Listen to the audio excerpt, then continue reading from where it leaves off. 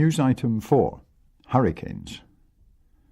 Hurricane George, which has been sweeping across the Atlantic for the last few days, struck the coastal areas of Johor shortly before dawn, with winds of up to 170 miles an hour. The battering gales are said to be moving inland, causing widespread damage and devastation. As the hurricane-force winds cut a swathe across the country, they are leaving behind a trail of destruction: downed power lines and telephone poles, torn-off roofs, and uprooted trees. The fishing fleet was totally destroyed as the winds ripped boats from their moorings and tossed them on shore. Huge seas heavily inundated populated areas of the coastal plains, wiping out several settlements. Coastal town residents have sought refuge in stone-built churches and on higher ground. So far, the violent hurricane has left 100 dead in its wake.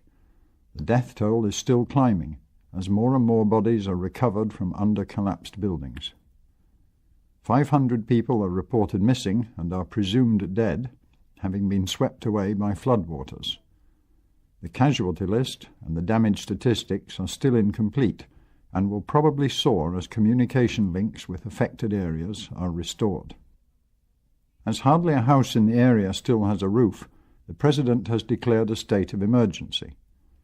Residents are in desperate need of food and shelter.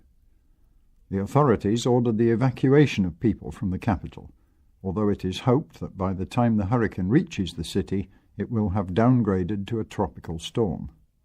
If so, the city will survive relatively unscathed. However, what has not already been flattened by the winds is still likely to be severely damaged by mudslides and floods caused by the accompanying torrential rain. Judging by the devastation, Hurricane George is likely to be the deadliest storm on record.